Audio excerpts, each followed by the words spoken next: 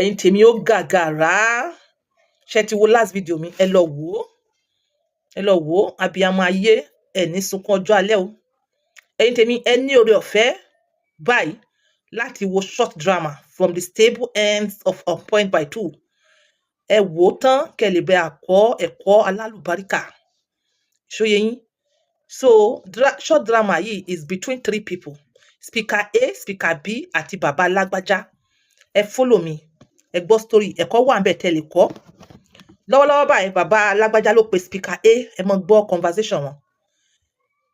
Hello madam, salamu alaikum. Yes ma, ẹ ṣé ma o, ẹ kú tọ́jú wa o.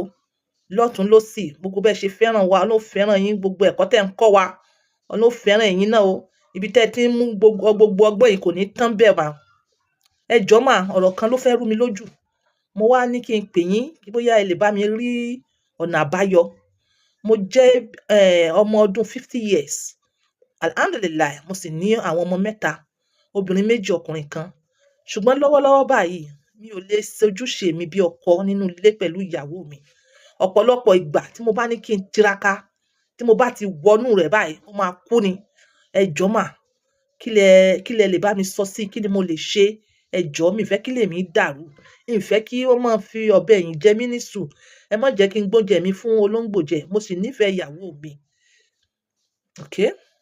Bàbá lágbájá nìyẹn tó speaker A. Speaker A wá fẹ́ dáhùn. Àìdúpẹ́ ara ẹni sir, àìdúpẹ́ ara ẹni. So, that is okay. Ìgbà míì, àwọn obìnrin wọ̀nyẹn, òbó wọn ti sú oko yín ni. Ẹ ní láti lọ ìta, kẹ lọ dóbò míì níta. Ẹ lọ try òbò míì níta.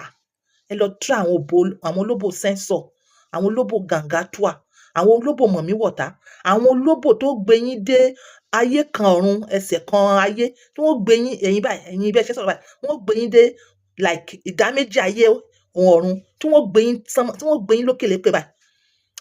Àwọn obìnrin tó jẹ́ pé èdè wọn ga tó yìí, ọmọ wọn ga tó yìí. Àwọn obìnrin tó jẹ́ pé wọn ò ná ní èèyàn, wọn ò ná ní anything ju pé kí wọ́n sá ti jẹ́ kẹ́ gbádùn lọ. Àwọn obìnrin yẹn ni kẹ́ lọ bá sùn ta, kí wọ́n gbé yín débẹ̀. Àwọn obìnrin tó lè ju oko yín nìyẹn. Ṣé rí ti ìyàwó yín nílé yẹn? Òbò rẹ̀ ti sáwà fún oko tí yín, òbò rẹ̀ ti sáwà. So yẹ yín, so ẹ need láti lọ dóbò mi ta. So yẹ yín, láti lọ dóbò mi ta. Gbogbo ẹ̀ náà kọ́ ni jẹ̀dí. Gbogbo nǹkan tẹ́ bá ń tẹ́, tí wọ́n bá fún yín gbogbo nǹkan tẹ́ ń rọjẹ, ó lè ba liver yín jẹ́. Gbogbo ẹ̀ kọ́ ni jẹ̀dí, ẹ lọ tẹ́ lọ dóbò gidi, ògo sẹ́ńsọ̀. Okay, speaker A sọ̀rọ̀, má ẹ wá sọ̀rọ̀. Okay, ẹ ṣeun madam, mo gbọ́rọ̀ yín. Mi ìsérì, mi ìmọ̀nà bí màá ṣe gbégbá. Speaker A wá dáhùn, ẹ ṣérí kẹ̀. Okay, kí làwọn afọbìnrin ṣe lọ́nà Ṣómólú? Ẹ gbọ́ ọ̀nà Badagry, wọ́n kún bẹ̀. Ẹ lọ Alẹ́ Avenue, ẹ rí bẹ̀. Ẹ lọ Maryland, wọ́n kún bẹ̀. Àbílùwò lẹ wà? Ìbàdàn. Ẹ lọ challenge. Ẹ bá wọn bẹ̀ àwọn obìnrin onídìí gàngá tó nídìí sẹ́sọ̀. Bàbá lágbájá wá fẹ́ sọ̀rọ̀. Tó ẹ ṣeun madam. Ṣé ẹ wá rò pé ó léwu báyìí? Irú àwọn obìnrin wọ̀nyẹn, àwọn obìnrin ayé wọ̀nyẹn, ṣé mo tí wàá mọ̀ dọ̀ oríṣiríṣi ọkùnrin? Ṣé ẹ rò pé mo lè fara kó nǹkan? Bí fara kó nǹkan lọ lé ṣé ó yé yín madam? Ṣé bẹ́ẹ̀ madam wá fẹ́ sọ̀rọ̀, speaker yín fẹ́ sọ̀rọ̀. So ẹ̀yin ti béèrè advice lọ́wọ́ mi, mo dẹ̀ fún yín ní advice. Ṣé èmi ni màá tún kọ́ yín bẹ́ẹ̀ ṣe sáyé? Èmi ni màá tún kọ́ yín bẹ́ẹ̀ ṣe dáàbò bara yín? Èmi màá tún kọ́ yín? Ebe yín ẹni ìyàwó yín kò charge yín mọ́. Mo sì advice yín. No problem, ẹ dúró ńbẹ̀. Ẹ máa sọ mi kí màá fi fún yín ní charge èyí tẹ́ fi dáàbò bara yín. As a matured man, tẹ́ ẹ bá jáde ó yẹ kẹ́ máa mọ bẹ́ẹ̀ ṣe dáàbò bara yín. Ebi ìgbádùn ni. Ìgbà míì gan kò nídìí kẹ́ dáàbò bara yín. Enjoy, ẹ gbádùn ni. Kò nídìí kẹ́ dáàbò kankan bara yín. Ẹ gbádùn. Speaker bàbá lágbájá fẹ́ sọ̀rọ̀ nísìn. Tí nǹkan kan bá wá ṣẹlẹ̀ madam, ǹjẹ́ ẹ ní kinní kan bí antidote? Bí kíyàn jẹ kan tẹ́lẹ̀ ikùn so that kan kò ní lè ṣẹlẹ̀ sí yàn bá, àbí kíyàn lọ kó àrùn kárùn, àbí kíyàn fara lu múgun mágùn, àbí kíyàn fara lu sìgìdì, àbí kíyàn fara lu gbẹ́kúdè, àbí kíyàn tẹ fara lu kinní kan. Ẹ ní bí antidote mọ̀mọ́. Ẹ mọ̀ gbọ́ Mr. Man yìí. Èyí tí mo ní lọ́wọ́ náà mo ti fún yín. Ìyàwó yín òbòrò charge yín mọ́. Ẹ lọ síta, ẹ lọ dóbò gidi. Gbogbo àwọn antidote èmi ò mọ̀ pẹ̀. èmi ò mọ̀ pa àwọn antidote, ẹ̀yin lẹ mọ̀ tó yẹ yín, bẹ́ẹ̀ bá sì mọ̀ pé ẹ mọ̀ ṣe ẹ kó sí lọ, ẹ jákò lórí wáyà mi. That was speaker A àti bàbá lágbájá. So ọ̀rọ̀ náà confuse the speaker A, sorry, ọ̀rọ̀ náà confuse bàbá lágbájá, ibi tó ti ń ṣe ràwùràwùràwùrà. Èèyàn kan bá ní òkè pé speaker B torí speaker A advice ẹ kò gbé débi tó ń lọ, kò irú advice yẹn kò expect ẹ, kò fẹ́ràn advice yẹn, kò bá lára mu, kò bá lẹ́jẹ̀ mu, tó yẹ yín according to bí bàbá lágbájá ṣe jẹ́. Ó wá pe speaker B, salamu alaikum ma, ẹ ṣeun, ẹ kújọ́ mẹ́ta, ẹ kú àtúnṣe, tíyín náà ó dáa, gbogbo bí tẹ́ ti ń mọ́gbọ́n yẹn kò ní bàjẹ́. Speaker B ní salamu alaikum, ẹ ǹlẹ́ sà, ẹ ṣeun, àdúrà ó gbà, àdúrà tẹ̀yìn náà ó gbà. Speaker bàbá lágbájá ó dín wàhálà kan ni tó ń ṣe òun, 50 years ni mí, 50 years ni mí, wàhálà kan ni mo ní, mo believe pé Ọlọ́run ó lò yín fún mi. Mo ní ọmọ 3, ìyàwó mi mo sì nífẹ̀ẹ́, bẹ́ẹ̀ lẹ́nu ọjọ́ mẹ́ta mo kàn discover pé ara mi gbé fúkẹ́fúkẹ́, tí n bá tiẹ̀ wá try, ó máa ń paná nínú ẹ̀, inú mi ò dùn, ẹ má jẹ́ kí ìyàwó mi di ìyàwó ń yàwó, ẹ má jẹ́ kí ìyàwó mi lọ ta. Bàbá lágbájá ló sọ̀rọ̀ yẹn. So speaker B wá ní tó àìdúpẹ́ ara ẹni ó dáhùn kíkí, àìdúpẹ́ ara ẹni. Okay, ẹni ọmọ 50 years ní, well, there's something we call age wà lára ẹ̀, but most of the time age kọ́ ni gbogbo ẹ̀. Àwọn míì wọ́n máa ń parọ́ mọ́ age, bẹ́ẹ̀ kó jẹ́ kò dẹ̀ kí ń ṣe age. A rí àwọn èèyàn tó ti dàgbà míì nígbà míì tó dẹ̀ ń ṣe dáadáa. Ṣé ẹ ní sickness kankan? Ìjọ́ wo lẹ lọ check the sugar level yín? Ìjọ́ wo lẹ check blood pressure yín? Ìjọ́ wo lẹ check prostate glands yín? Kidney yín kọ́, ṣé ń tọ̀ dáadáa? Ṣé tọ̀ yín ò disturb yín? Bàbá lágbájá ní rárá sà, rárá mà, kò sí gbogbo yẹn. In fact, kíní kan wà tó yẹ ibi tó ti ń ṣiṣẹ́, wọ́n mandate wọn kán lọ ṣe test kan. So òun wà able láti ṣe ọ̀pọ̀lọpọ̀ test yẹn. Ó ti ń lọ bí 4 months náà ti ṣe test yẹn, kò sí kankan tó rí bẹ́ẹ̀.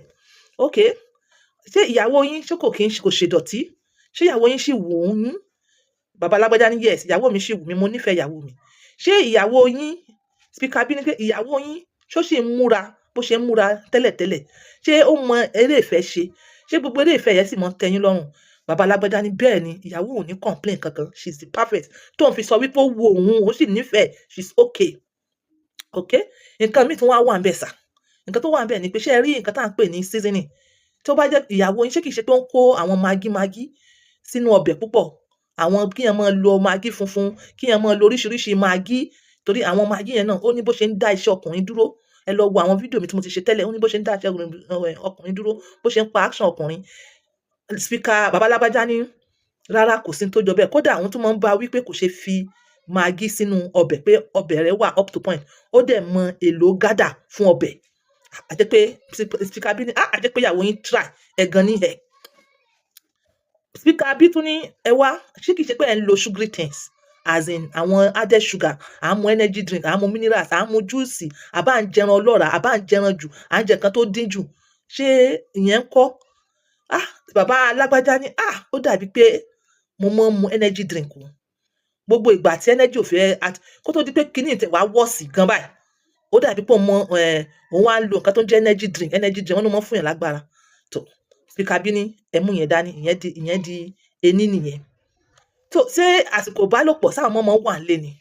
Ṣé ọmọ wà nílé? Bàbá lágbájá ní rárá, wọn èsì nílé, àwọn ọmọ ti lọ títí wọn.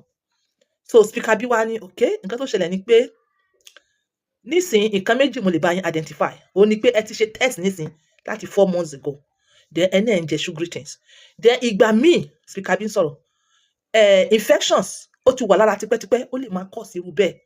So nísìn ẹ ní láti lọ ṣe another test. Ẹ lọ ṣe another test. Tẹ́ bá ṣe another test, gbogbo tí result bá sọ, ẹ wá sọ fún mi. Nítorí energy drink tẹ́ ti máa ń mu yẹn, mo mọ ẹ dẹ̀ máa ń jẹran, ẹ máa ń jẹran. Bàbá lágbájá ní bẹ́ẹ̀ ni. Nítorí gbogbo èyàn tó ti lè form ọ̀rá sí yín, possibility wà pé ó ti lè block blood flow yín ló fà á. So yẹn then ẹ kì í ṣe exercise. Bàbá lágbájá sọ pé lóòótọ́ òun ṣe exercise. Iṣẹ́ ọ́fíìsì ló ń ṣe, ó máa ń jókòó ni. So ẹ need láti involve exercise. Ṣé ẹ máa ń mu mi? Bàbá lágbájá sọ wípé omi tó ń mọ́ mu tó ń bá jẹun ni. speaker B ní ẹ ní láti máa mú mi, ẹ ní láti máa sùn, ẹ ní láti máa ṣe exercise, then torí pé tí mo ṣọ́ greetings rí, then tí bàbá flush rí, ẹ ní láti flush, ṣóyè yín, ẹ ní láti mú àgúnmu jẹ̀dí. Ní speaker B wá nítorí ọ̀rọ̀ tí wọ́n ti sọ fún ní speaker A, ní bàbá lágbájá bá ní wọ́n tẹ̀ tí bá èèyàn kan sọ̀rọ̀, bàbá obìnrin yẹn ní speaker A ní kò lọ mọ dóbò ń tà, then tó bá mu gbogbo àwọn yẹn ó lè cause ní liver problem àbí kidney problem. So bàbá yẹn lágbájá ó tún wá sọ fún speaker B wá ní wẹ́ẹ́kẹ́ lọ́mọ dóbò ń tà, it is your choice, because tí mo bá advice yín otherwise ẹ lè fi pé bóyá nítorí mo fẹ́ tì yín ra one or two things ni, so it's your choice. Ẹ bá fi pé bàbá yẹn lágbájá ní rárá òun ò tẹ̀lé ṣe yẹn láíláí, òun ò lè ṣe nítorí ìṣẹ́jú mínítì 5 òun ló wà kúkú fáfẹ̀ kan wá pa gbogbo ìgbésí ayé òun. Ṣé bí ìsìn oko ni òṣìṣẹ́ nígbà tó bá lọ kó àrùn karùn níta, òun tún wá kó fún ìyàwó á tún wá kó fọ́mọ, rárá mà.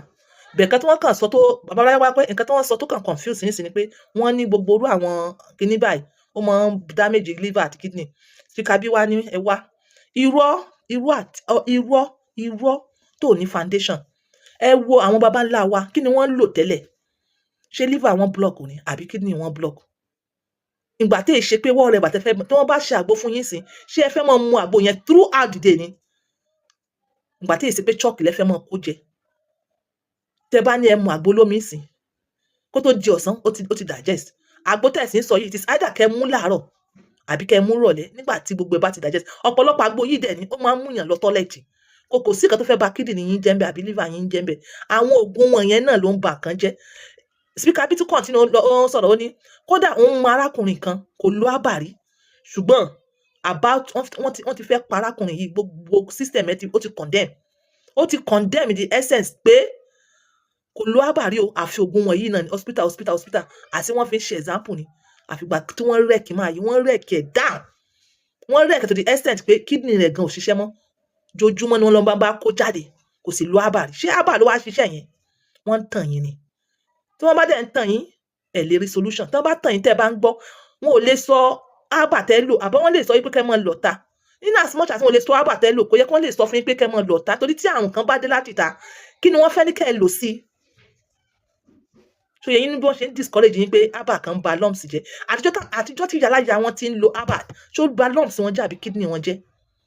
Àwo ò gbọ́ o, story wọn sọ débi àwo gbọ́. Ọ̀pọ̀lọpọ̀ tó wà ní riding lẹ́nìí kì í ṣe herbal ni wọ́n lò. Tí wọn yìí náà ni orthodox wọn yìí náà ni wọ́n lò tán fi ba gbogbo system wọn jẹ́. So the ball is in your court. Lágbájá bá sọ pé wọ́n ti mention ginseng. Yes, ginseng is for weak bone. It's for weak bones. So possibility wà pé bones yín ó weak. Kò sí ìgbà tó yẹ pé ẹ kì í ṣe exercise. So tí ẹ bá lọ sọ́dọ̀ àwọn alágbo tó ń bá recommend ginseng fún yín, tó ń bá fún yín ní ginseng, á jẹ́ pé bones yín weak. Wọ́n need láti help yín pẹ̀lú ginseng.